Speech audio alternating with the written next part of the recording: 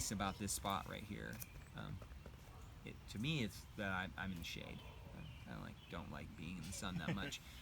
So I'm really grateful to be right outside the door, being able to see all these things, be able to still greet you all, and be sitting under this beautiful tree, right? So this is of a great advantage to me, and it's right here in this very proximal part to the main part of the house. So it's encouraging me to get outside. It's encouraging me to be in a place and sort of observe and see. And even if it's like, you know, midday, noon, 2 o'clock, 3 o'clock, whatever it is, it's hot.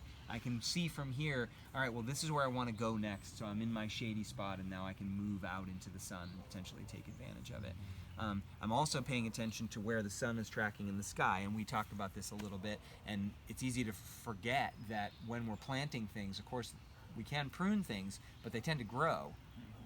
And if they're, you know, they're small and herbaceous or annual or, you know, biennial or whatever, they're going to maybe stay low and just grow at this kind of a height. But trees and bushes, they grow up and they get taller. And so the places where there's shade, where we didn't realize there was shade before, changes over time. And so one of the things that I really try to promote for people, if they're not just happenstancing every experiment that they have and they're wanting to have somewhat of a plan, even if it's a living, changing plan, you're assessing the base things first, right? So you mentioned that this was sort of like a blank canvas. Except for these 2 trees. Right, so there was a couple trees. Evergreen. In the yard. So we had a bush and a couple of trees, and then there were tree. some peripheral trees. You had the apple tree there, that's right. But it was all this lawn. So how are we going to approach this? There's so many ways to do it. What do we like? What's the aesthetic that we want to, you know, on and on. And then, so if we're going to do any kind of designing around that, one of the first things that we want to look at, or a couple of the first things that we want to look at, is where's the sun? Where's the sun happening? Most things require the sun to grow. I mean, almost all things require the sun to grow. The mushrooms don't. I mean, I'm not sure if we were in just total darkness in caves. I haven't experimented with that. But anyway, so we're tracking the sun. We looked a little bit at what the sun pattern was, and what did we determine? That it was... It comes up there, and it's coming up over here, and it's tracking, and it's going over there. So south is somewhere like this. Yep. So that may be easy to determine if we're looking at the sun, if we have a relationship with that. It also changes over the course of the year, so it's sometimes harder to sort of tell if you didn't know what the patterns of the sun were. There's applications and particular tools that can help you to track exactly where the sun is going to be, because the difference between right where I'm sitting and what's going on and just right over there is going to be different, mainly because of this tree, but also because of other things. The closer we get to that side, the further into where the eastern sun is coming up. The closer we get to that side, the closer in we're getting to where the western sun is going to go behind the trees. So we're thinking about that. The eastern sun is usually welcome, and it's lighter, and it's not as hot, and the soil's not as hot at that time. The western sun is sort of hotter and heavier and pushing in a little bit more. So we would tend to maybe want to have things on the eastern side that got more eastern sun and less western sun that didn't want as much sun, and things on the southern and western sides that we're going to want more sun. So things that I can think of as examples, we've got these lettuces that are planted, interplanted in some different places that are in the shade. And that's going to be something that as it gets hotter, instead of getting super bitter and bolting right away, they're maybe going to last a little bit longer.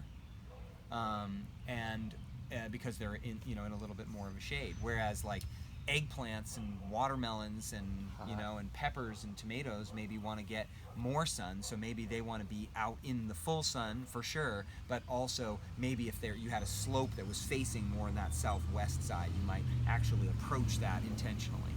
So you've got this bank that goes off to the east, even the northeast, that goes off that way. So it gets a lot of sun, but it starts to be at a little bit more of an oblique angle. So taking advantage of that for whatever the reasons might be, for things that might not want as much of the sun. However, what do we really have on this west side? We've pushed over to this west side, and then we're losing some of that afternoon sun, so we might be limited. But as we walk around the property, we take a look. So when it's a blank slate, we're like, well, do we want to cut down some trees? Do we want to change the landscape? Do we want to, make some mounds here? Do we want to capture water? There's all those things that we think of before we just start jamming plants in there that then end up being in our way. So, do you want to say anything more about how you made some selections on where you started with Like infrastructure? Yeah, the infrastructure before the plants. Well, I mean, yeah, we made these beds in front because of it's the only open spot that these trees weren't. These trees actually, by the way, have grown really fast because they're red buds, and so the canopy of it has extended all the way now to the path, which was not the case. Right. I would say, let's see, we just focused all of our energy on that kind of southeast because that was the open space. Where the sun was. And where the sun was. Well, I think it's changed. I mean, It has changed. initially, it was aesthetics in the front, especially here. We liked the paths and the blah blah blah. And then over the years, we've noticed where we've actually gotten more involved because we're doing all this. We've gotten more involved in our surroundings, and we're actually, in my case, more observant as to what goes on. So what we've planted in certain locations has changed over the years. Even though that is facing east, it still gets sun up until 5 o'clock. Yeah, it so, does. maybe And the back of the house, that west sun, it may, like that far corner, may not get anything for just a couple hours. But then as soon as the sun comes up over here, it Shoots on just the other blasts side. it down Yeah, there on yeah. that backside. Totally. So, Yeah, and so you just pointed out that this red bud is getting bigger, and it's probably never going to be 100 feet tall, but it is continuing to grow, and you're continuing to feed it with nicer soil in and around, and and not chopping up the roots, etc., all around here. And eventually, it may make it so that there's just so much shade in here, you can't even grow some of the things that you're growing in these garden beds here. Yeah. It's starting to reach over the road. You might have to prune it back. You might make some changes. So that's what I was just saying is really critical to consider that, and not only in your planning, but also just being flexible. Just saying like, all right, well, things are going to change, and now this tree in the backyard died, and so now there's this big new sun opening, and so we're going to take advantage of that instead of really just trying so hard to keep growing the same things in that same spot. I've gotten so used to it, but I always plant my this here. I've got a peony. That right here, and I planted it in a place that had full sun when I first planted it, and it was lovely, and I got blossoms all in that early part of the spring, and then I had a peach tree that I planted, and I didn't realize how big it was going to get, and I kept pruning it, and it kept getting wider and wider, and now like sometimes I get one flower off of it in the spring, so clearly I need to move this thing or try or start over again because it's really changed. Same with this. Yeah. That one was full sun, and just in the last 2 years. Right, it's changed.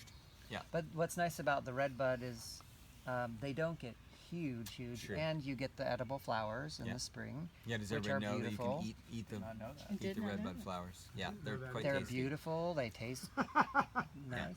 Yeah. We haven't eaten our red buds. I You made did? yeah. Oh, you did put them in our salads. salad. Actually, that's true. I did know. But I had a question about red bud. I thought that they had a limited lifespan, though. Don't they only that's a good grow for question. a certain number of years, and then they just kind of... Fizzle out. I don't actually know the answer to that Oh, question. okay. That's a good question. We should That's somebody what can I look it up. had But heard. I Wouldn't be surprised. imagine. I mean,